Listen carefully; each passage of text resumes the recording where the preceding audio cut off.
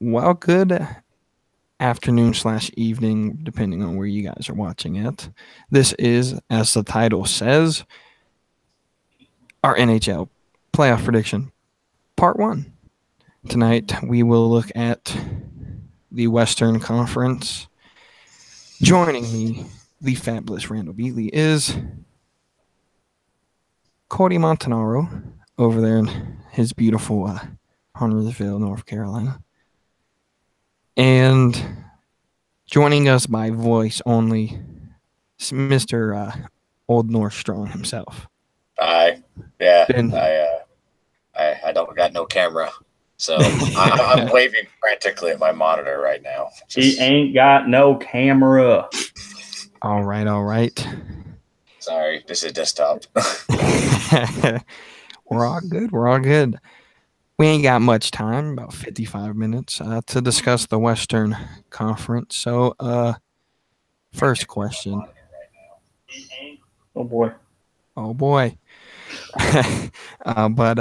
So first question for you guys. Overall, what do you guys think of the Western Conference? The 8 teams representing.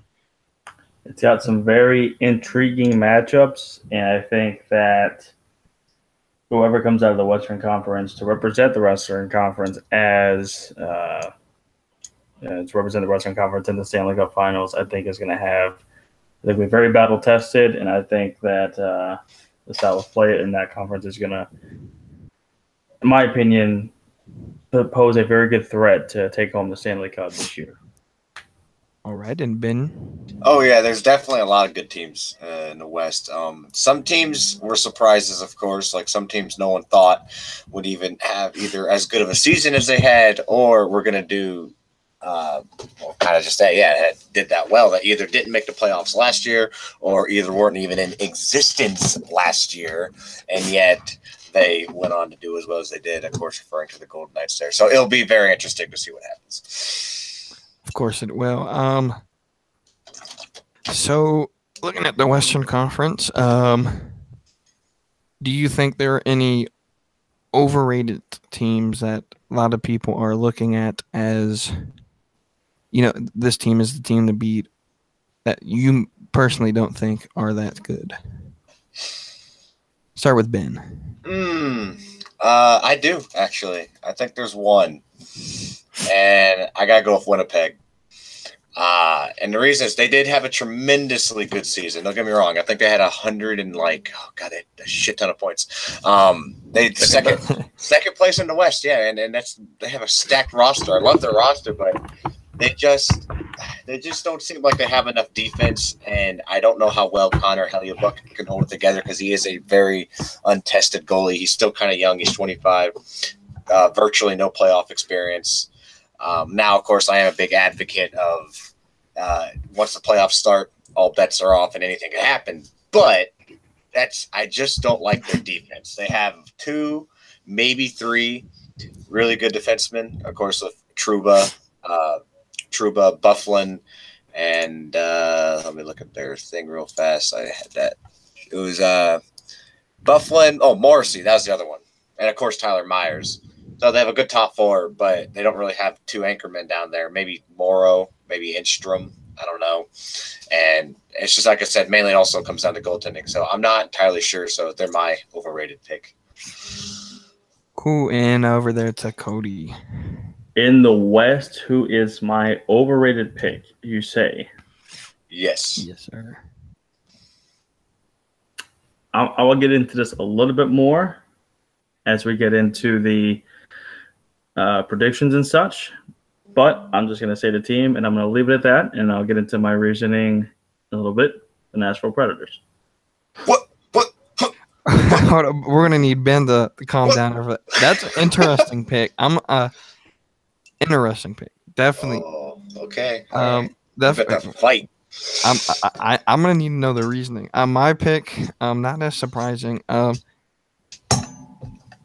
I don't know what the hell just happened over there, Ben. It sounded like you just got shot. No, I tapped my lamp with my cup. Sorry. This is what happens when we get live streams, guys. We're sorry, but my pick So it makes it fun. So it makes it fun. Sorry, go on.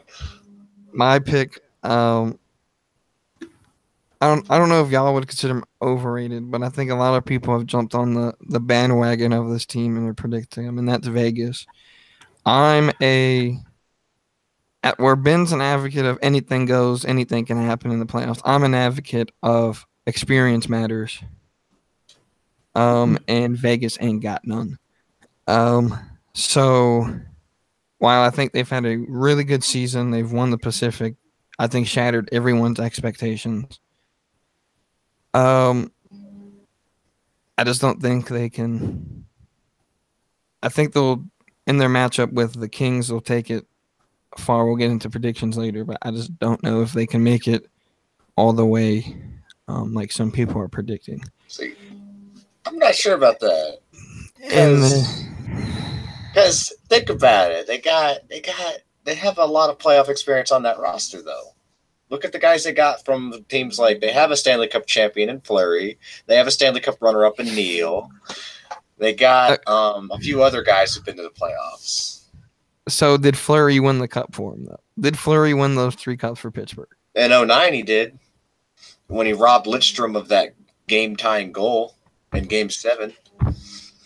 But a lot of people like myself will argue if you take Crosby and Malkin off that team, Pittsburgh aren't Stanley Cup champions. Well, in 2009 they were stacked. But maybe lately, I'm not sure. But take away Matt Murray and Crosby and Malkin, that team's not winning the cup. Well, take away a good goalie. Without goaltending, you're not getting anywhere. You're not even going to make the playoffs. Well, sure, but I mean, Fleury was a good goalie, but he's a shell of himself in Pittsburgh over those last couple of years. So yeah, I think you put him in. He's had a resurgence in Vegas, so you can't deny it. I'm not talking about Vegas. I'm talking about Pittsburgh. But I mean, that's what I'm saying. He definitely found the fountain of youth over there in Las Vegas.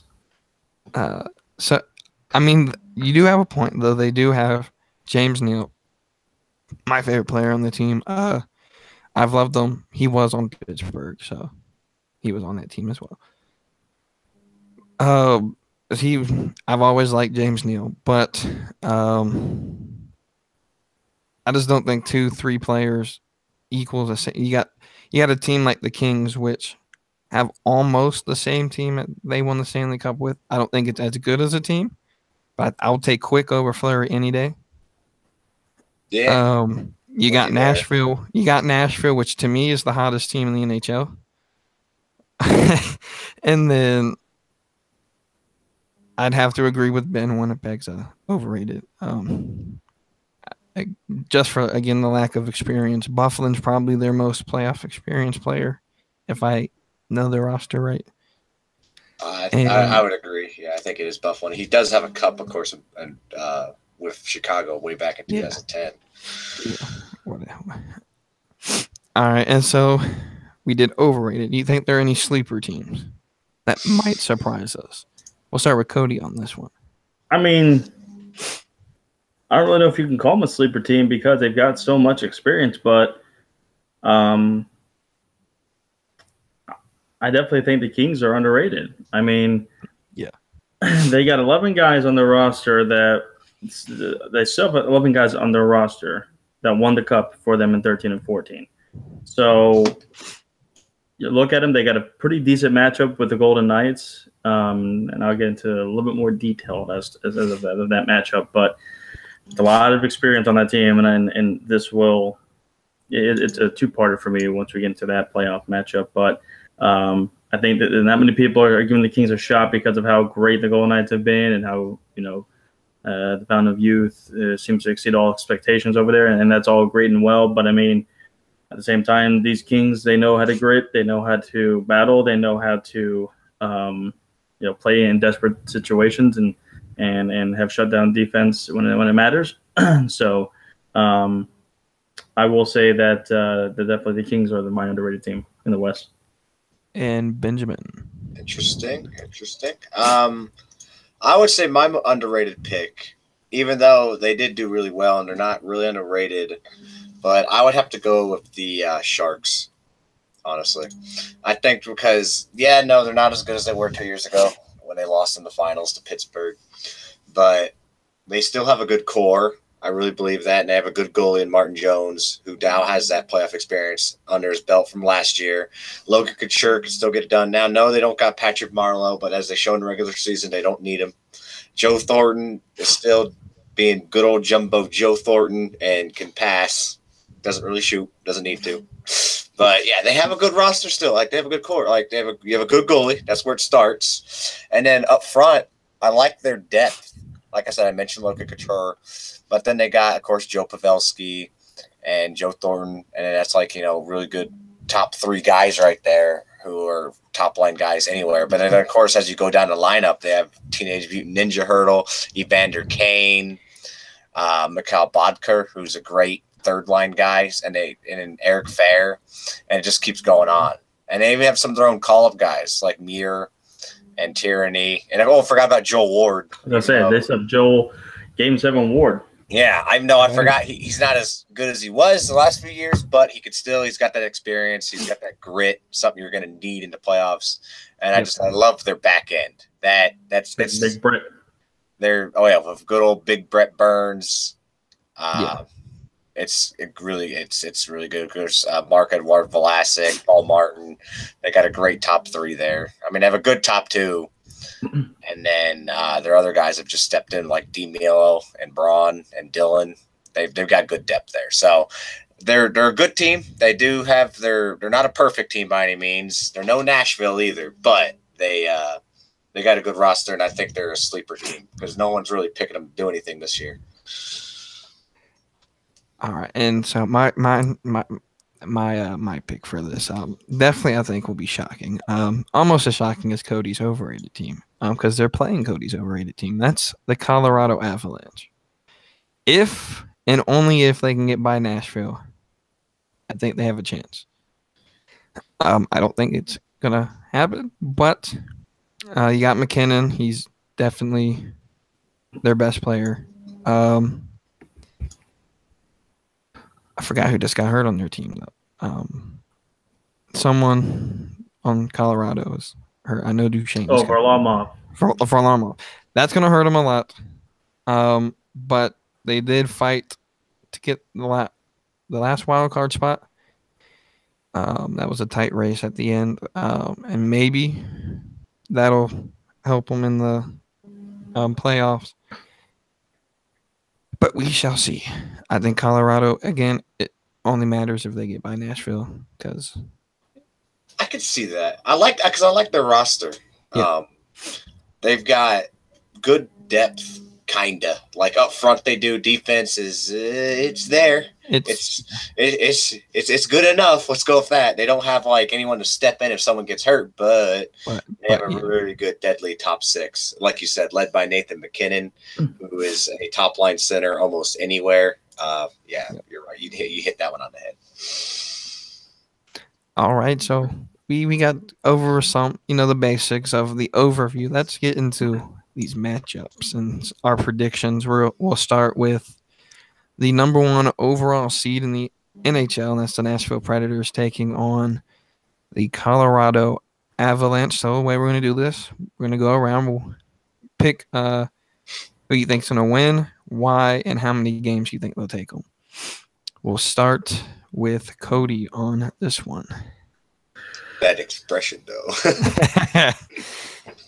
This is unhinged, right? I can say just about anything I want to say, You right? can say whatever you want. Good. Just don't get off the rails. Listen up, you fucking Nashville Predators fans. I've been arguing with you for the past few days on social media because you blind pieces of shit don't understand it. Okay? I'm a fucking Capitals fan. Okay? I know about this fucking President's Cup curse, okay?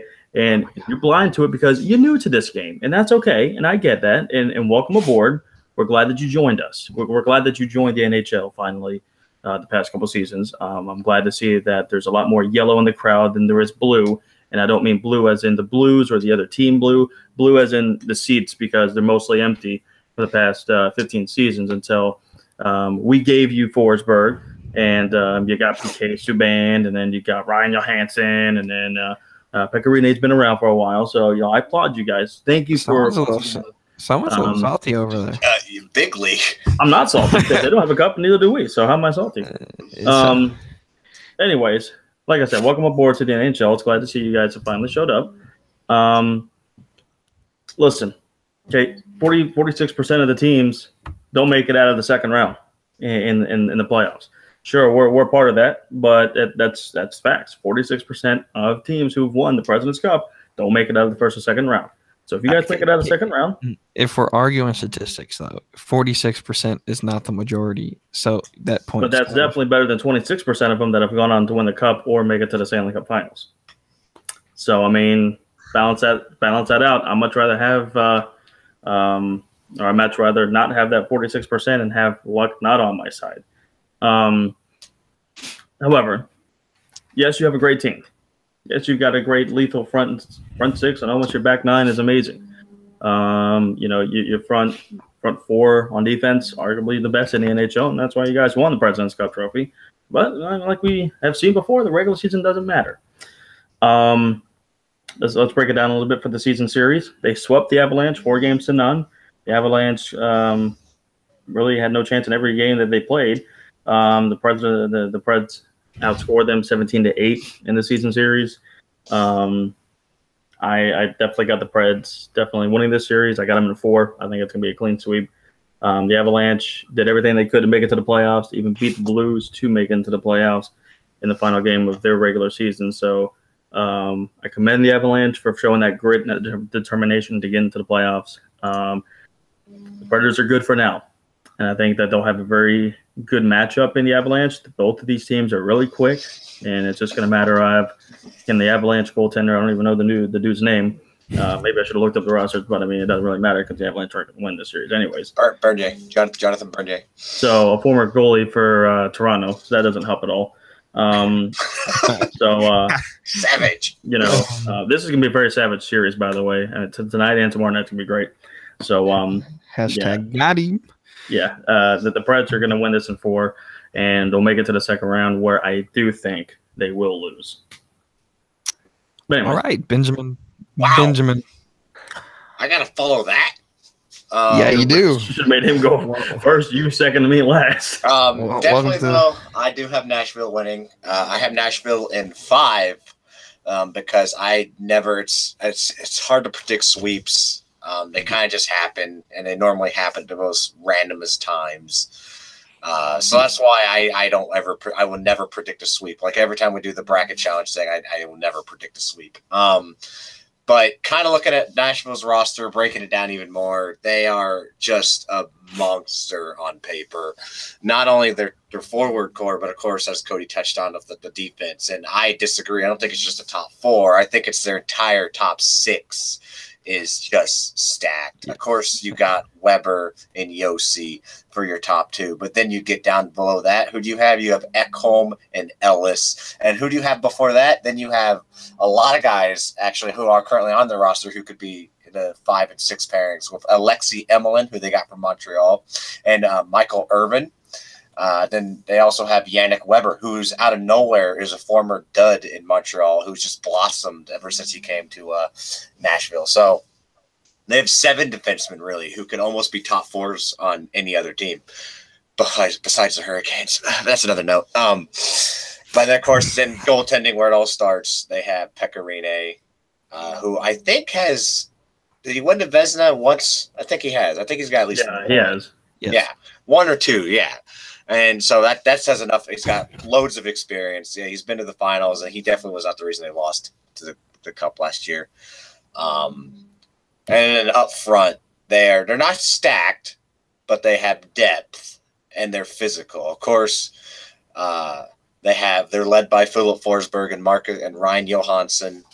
And of course, then you have guys like Nick Bonino, who was on the Penguins. You have Mike Fisher, who just came out of retirement, and they also acquired Ryan Hartman from the Hawks. And they got Cal Yarncrook, who's the last of the grinders, the last of the 4th-line grinders, who is also woefully overpaid in my mind. but yeah, of course, they have Kyle Turris. So they actually, for the first time ever, they have not 1, but they have 2 good centers.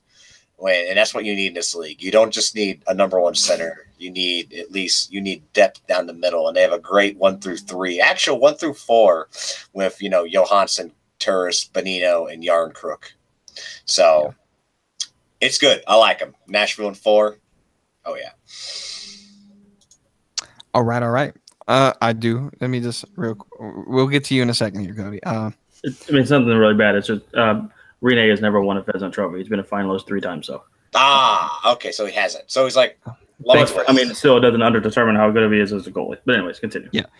All right, so I'm gonna go back to Ben's point that you do need more than one center. Just ask the Stars, because Sagan is the only reason that team isn't any good. And McDavid and the Oilers. Yeah. But and then again, if you go back to what's wrong with Leon Draisaitl? You trying to take a shot? You trying to take a shot at the German? Yeah. Well, what's he done? Evidently, didn't do much this year. Oh, he did fine. He had 80 points. McDavid did fine. But you can even go back to me as a Bruins fan, and the last time we won a cup a billion years ago, when we had like 6 centers on our team. That's the reason Sagan got traded, because we had too many centers. But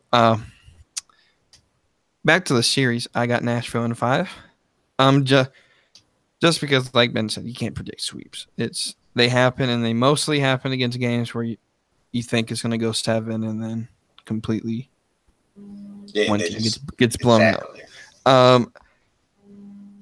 I do think, though, not only does Nashville have, to me, the best roster, I think the atmosphere their fans created last year completely blew me away.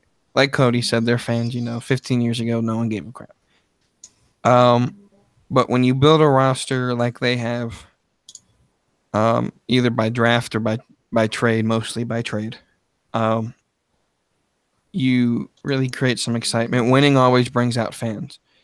And just that atmosphere. They're not losing at home this year in the playoffs. That's my prediction.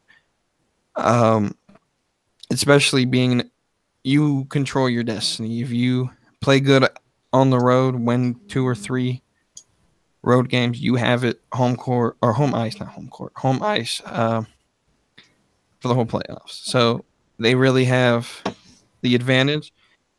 Cody does bring up a good point with the old President's Trump curse. I personally am not a superstitious person. A lot of hockey fans are. I don't believe in curses. I think it goes to a lot of people's heads, and they don't play well. But and he brings up the whole cap. And there's another reason the Capitals haven't made the cup, and it's not no damn curse. It is a curse. The Cubs didn't win a World Series for 108 years, so that's a curse. There is no. The Cubs didn't win no damn World Series because that's why they call it the curse of the Bambino. You're a Red Sox fan. You should know this. Yeah, but curses don't exist. All right. Curses, luck, whatever you want to call it, it doesn't exist. All right. Agree to disagree. But okay. Let's move it along. All right, half an hour in, and we still I got to deal with them for another half an hour. Moving to Winnipeg versus Minnesota. We're gonna let Ben go first on this one. Oh, Minnesota, don't you know? I really do. I have Minnesota. I have Minnesota in 7. And the reason may shock you. And no, it is not because I'm a Hurricanes fan and the resurgence that is Eric Stahl is going to guide them to victory. No, that's not the case. I actually think they have, kind of like what I said earlier, why I think Winnipeg is they're the overrated team.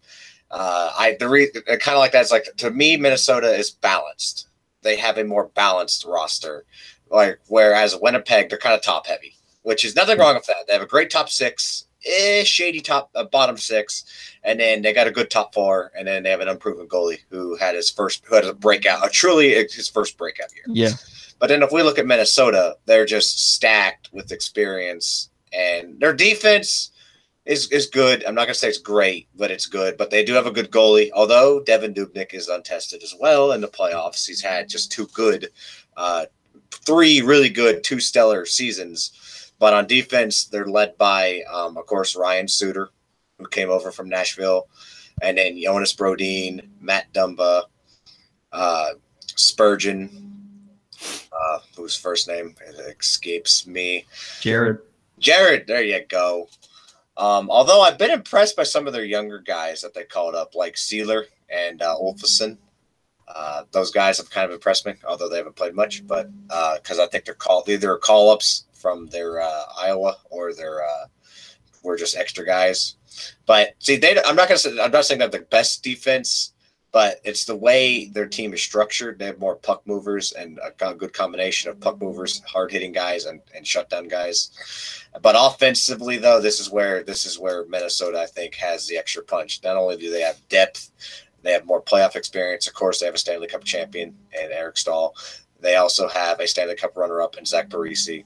And then they have breakout. And they actually have another Stanley Cup champion, a three-time Stanley Cup champion in Matt Cullen.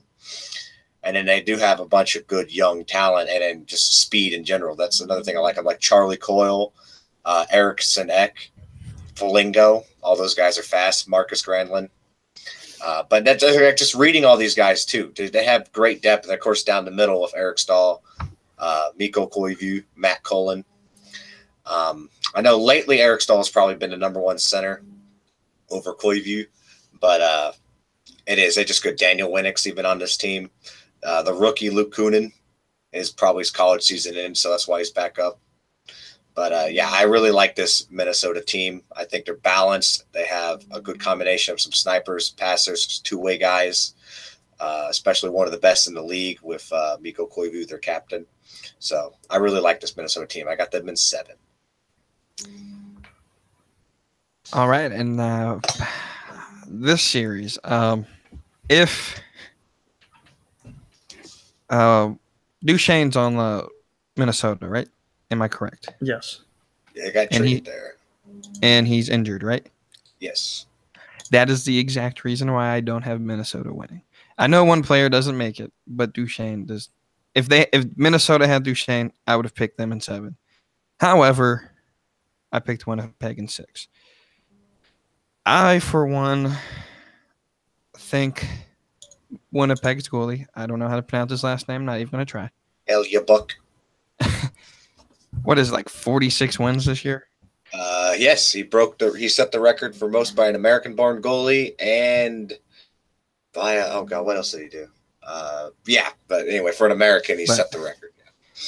I'm gonna say he's a little confident, just a little bit, and I think he uses. Yes, he's not tested, but I think he plays well enough to beat Minnesota in 6. I think Minnesota has a better overall roster, like you said. However, I don't like Dubnyk. I'll never have liked Dubnyk ever. I don't think he's trustworthy in that. He's done better,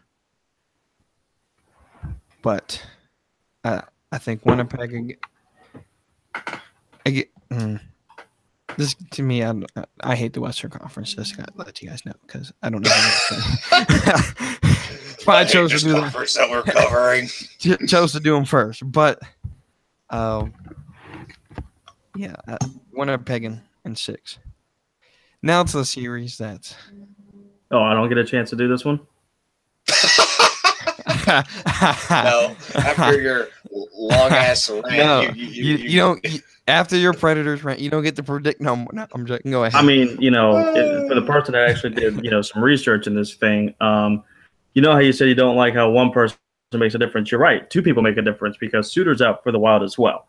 So, Suter and Duchesne are both out. So that's what is going to make the difference in that series. And the Jets are going to win in 6. They beat the Wild 3-1 in the season series, outscored them 14-10. However,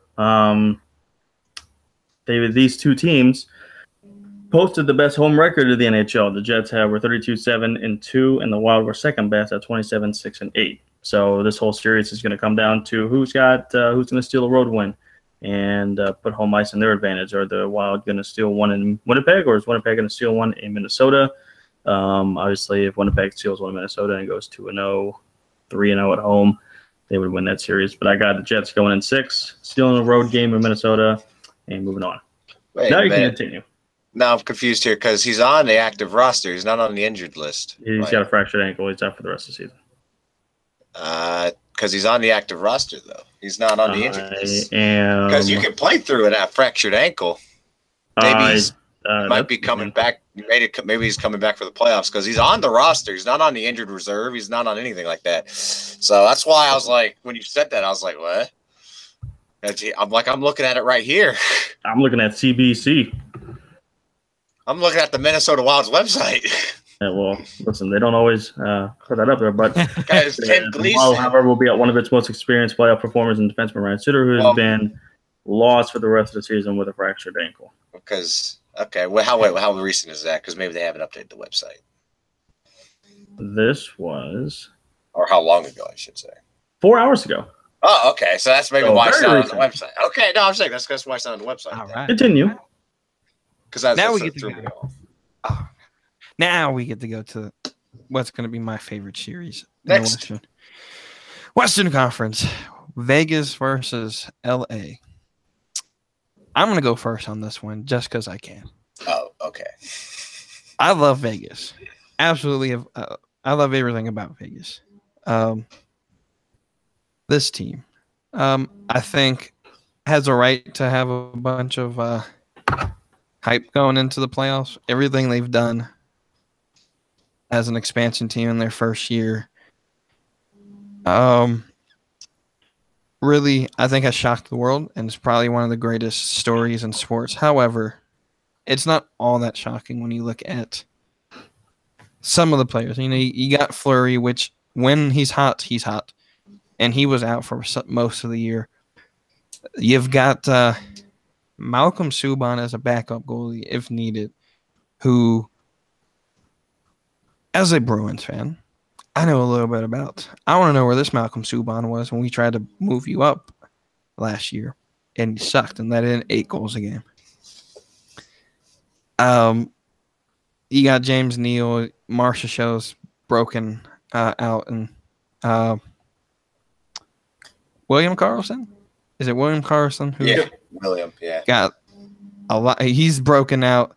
So you got a lot of players who are definitely enjoying their time in Vegas and making the most of it. However, you got the same basically unit that won the Stanley Cup. More experience. To me, experience is everything, which is why I'm taking LA in 6. I think they steal game 1 or 2 in Vegas. Vegas tries to make it up. They win game 2. But again, LA to me just with their experience, it's playoff hockey. Anything, yes, it can happen, but I think this year won't be Vegas' year to get that first playoff series win. I think it'll come next year. Once they get more experience under their belt. I just really like this Kings team. I think the Kings are maybe an upset team to look out for, outside of the rare change Colorado gets by Nashville. Anyway, we're going to Cody now, so I don't forget you. Good. Yeah, this is definitely the most intriguing matchup, I think, of the first round for the Western Conference. Do you take experience, or do you take some guys who got thrown together and had the most impressive season of any expansion team in the history of the NHL, and who, with their lack of some players with lack of experience, does that help propel them to them kind of not knowing and folding under pressure, unlike some of the veterans maybe, whereas it suits them better. This is literally the most even matchup of all of these playoff series, in my opinion. The series was tied at 2 wins apiece for each team, 1 regulation loss and 1 overtime loss. The goals in this series were 11-10 in favor of LA.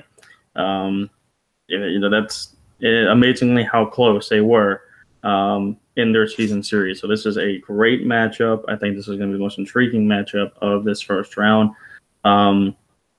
Whereas the Kings, like we mentioned, they've got probably the most experience of any playoff teams in this Western Conference. 11 of those people on their roster were on and a part of that 13-14 Cup winning team. I think that as much as I like the Kings and I think that they're underrated this year, it's hard for me to go against that dream season of Vegas. And I'm actually going to pick Vegas over the Kings in 7. I think that this expansion team is going to ride out at least one more round and propel for the cement themselves into the best expansion team in the history of the NHL. On the Senior Benjamin. I got Vegas in 6. I don't care what LA looks like, because the reason is that's their problem to me. LA's roster is so similar. The NHL, the game is ever changing. Every year, something new emerges, something different happens, and if you don't adapt, you fall behind. And that, I feel like, is LA's biggest flaw. That's why that's LA's flaw, is because they didn't make the playoffs. What was it, 2 years ago or last year? 2 years ago. Last year. No, yeah, 2 years ago. Yeah, they didn't make the playoffs 2 years ago, and they did, I think, make them last year, right? But they got knocked out early. I think it was like first or second round, and maybe first round. I don't remember, but regardless, they have found ways to maybe tweak the outside of their roster, like the bottom 6 guys and the bottom pairing defensemen. But and I do like their core in terms of Kopitar, Doughty, and Quick. But that's just it. Forward-wise, outside of that, they're pretty much relying on their young guys like Tanner Pearson, Tyler Toffoli, and guys like that for their scoring, because, Marion Gabrick's gone and all such stuff like that. They have a lot of young guys. I mean, also, to me, Jeff Carter's not the same Jeff Carter he was 2 years ago. And some of these other guys I never even heard of. Although I will give props to Dustin Brown for the reemergence of a season. Very good year. But on defense, though, yeah, you got Doughty and Muzzin and Martinez. And, Dinon Phaneuf. But to me, Phaneuf isn't that big of a deal anymore. It's just a big body, more of a shutdown guy now. And I really don't like their bottom pairing, whoever it is, because looking at the roster, a lot of these guys, I know ever since the playoffs, since the season's over, they expanded the rosters and they called a lot of guys up, but none of these guys strike me as just top 6 NHLers. But of course, yes, you do have Jonathan Quick, and that's already a recipe for success if you have a good goalie. But I just don't like. I like Las Vegas's roster, as I mentioned earlier, with their playoff experience, and I don't care if they're just a bunch of guys that were thrown together. They're very well coached. They do have a good goalie, I believe, in the Flower. I like their team. I like their system. And that's why I got Las Vegas and 6. I think they'll just roll over them. Although, one quick thing to note, though, LA, one thing they have done is with their defense, although it's not no one really strikes out to me or out to anybody as like being stellar as a unit on defense other than, Drew Doughty. They are number 1 in the league for goals against per game in terms of the fewest goals against per game at 2.463. But they're also, of all the playoff teams, have the worst goals for per game at only 2.89. And that's something to keep in mind. They don't score a lot, but they don't allow a lot of goals. So will that help them? Of course. Now, just a quick question, just for Cody. How would you feel? How would you feel if GM won a cup with Vegas in his first year when he could do absolutely garbage for the Capitals? I wouldn't say he did absolutely garbage. I mean, if he did absolutely garbage, then we wouldn't have made the playoffs. Now, yes, we didn't win the cup and get past the second round. It's understandable. But, I mean, I think with the expansion team, with as much little experience that that team had, came out of the gate on fire. And this is also something to look at, and sometimes it carries a team through the season. We've seen it before. Tragedy happens in a city, and it makes them better, makes them stronger, and makes them more complete. Houston did the same thing last year. So that can definitely tie into effect when you got the whole city on your back and supporting you through that. Sometimes that it can also make a difference, and you're playing for something else more than just yourselves, for your family, for your teammates. Now you're playing for, I mean, everybody plays for their city, but especially after something like that, a national tragedy that sometimes can propel them into playing an unbelievable amount of play like Vegas has. So it would be just the same way if any other team that hasn't won a cup before Washington, and that would suck. But, I mean, it is what it is. All right. So now we move on to California, the battle of Anaheim and San Jose. We'll have Cody go first on this one. California love. The first time these guys have been facing off against each other in the playoffs since 2009, so this is gonna be pretty interesting. Sharks won the series in the regular season, 3-0-1. They scored 13 goals. Anaheim's 8. I always bring this up just because it's interesting to see what the season series of these people are like. Sometimes that can be a great thing. Is when you've had success against a team. That could be sometimes something you can say, we've had success against this team. Why can't we do it in the playoffs? On the flip side, that also sometimes doesn't always mean anything. I think Anaheim is a team that I probably should have picked as an underrated team, but I didn't. Probably because they finished higher than the Kings did. But Anaheim lost 318 man games this year, and they're still dealing with some injuries. Cam Fowler's got a shoulder injury, Bieksa's got a hand injury, and John Gibson's dealing with an upper body injury. All of them except for Fowler are expected to play and are going to play through those injuries. Fowler's probably going to miss the first round. If not, maybe he'll make an appearance. If the games go to 6 or 7, he'll probably make an appearance there. Joe Thornton, he had a pretty serious knee injury, but he's going to be doubtful for the first game or two in this opening series. But he'll be back, and he'll be a force to be reckoned with for San Jose. I think this is going to be an intriguing matchup, but I do have the Sharks in 6. I think even though they didn't have a very good stretch, 1-4-1 in their last 6 games, it's sometimes, just like Ben says, playoffs are a whole new season. So I don't think you can really focus much on how you finished in the regular season. It's a whole new season when you get to the playoffs. So I think the Sharks, it's kind of an upset in some people's eyes, and most people are picking the Ducks to win the series. But I think the Sharks are going to take this in 6.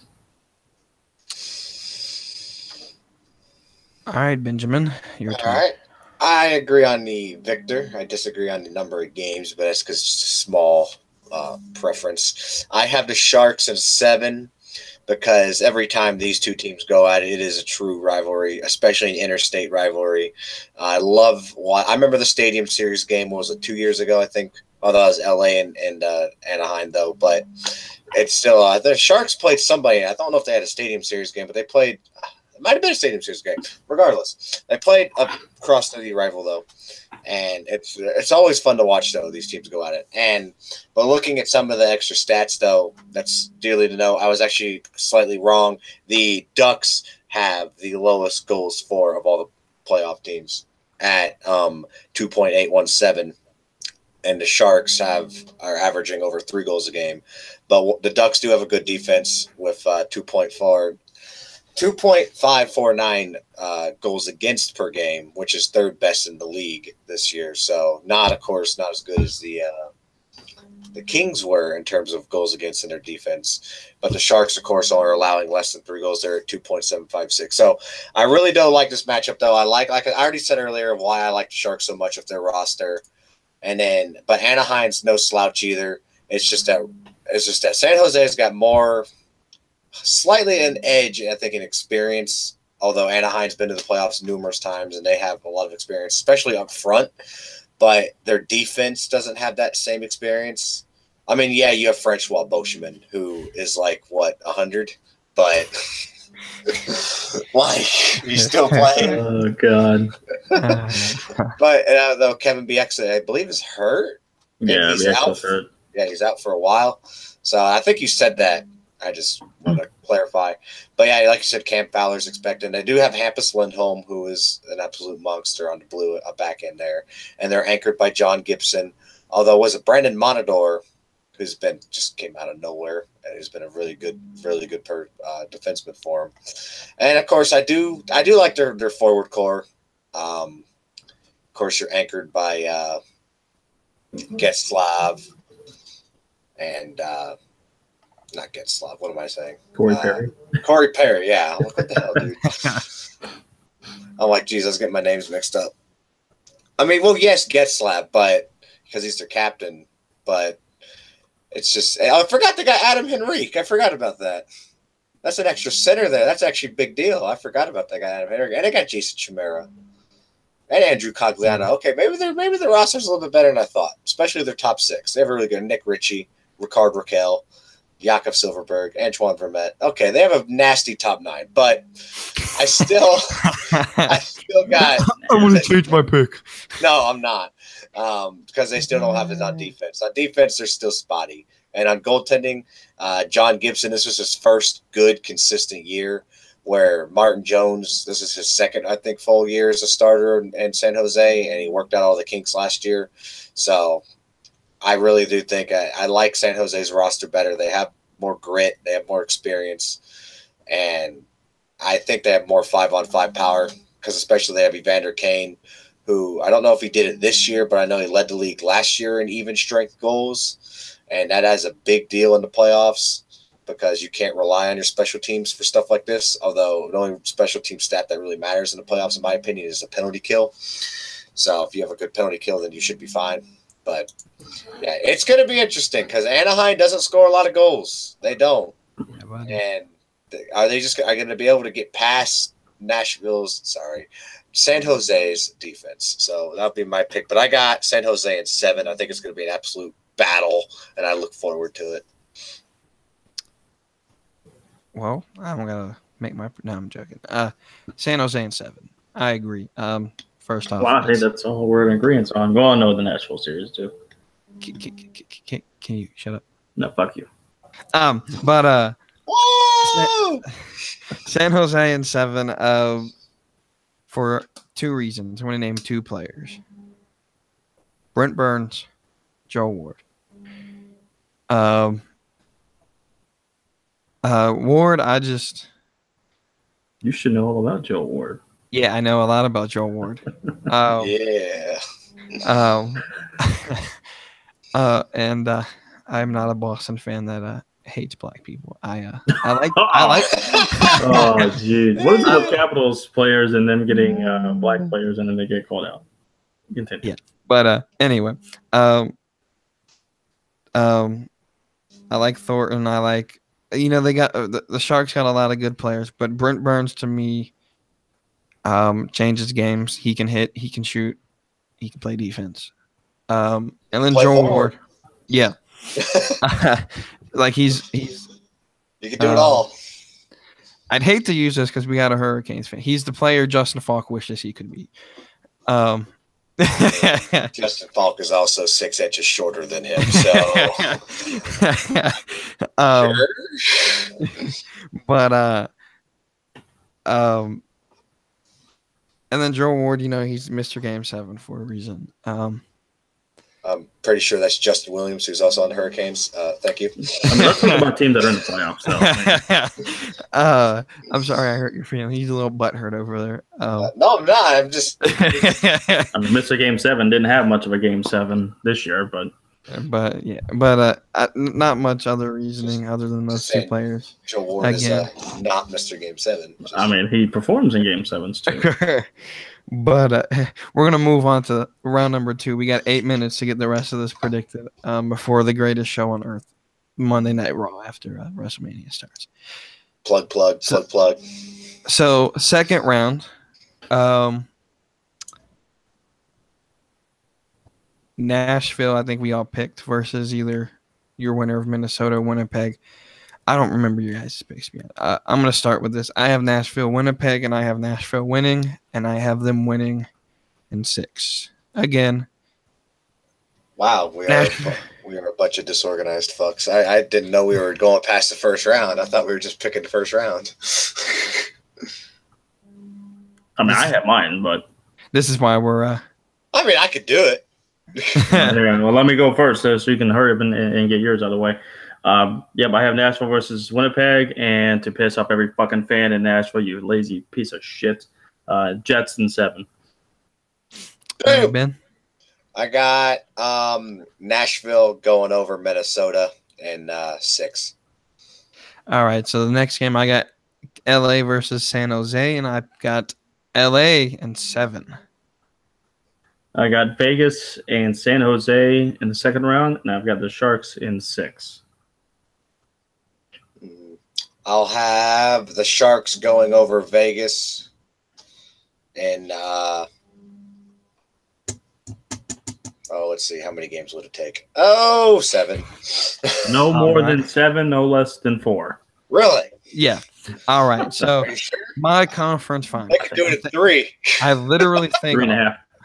I literally think all 3 of us have 3 different combinations Yeah, we do. for conference finals. Look at that. And then, I think I have into conference finals Nashville and San Jose. I think I have Nashville and Las Vegas, and Cody has The Jets and the Sharks.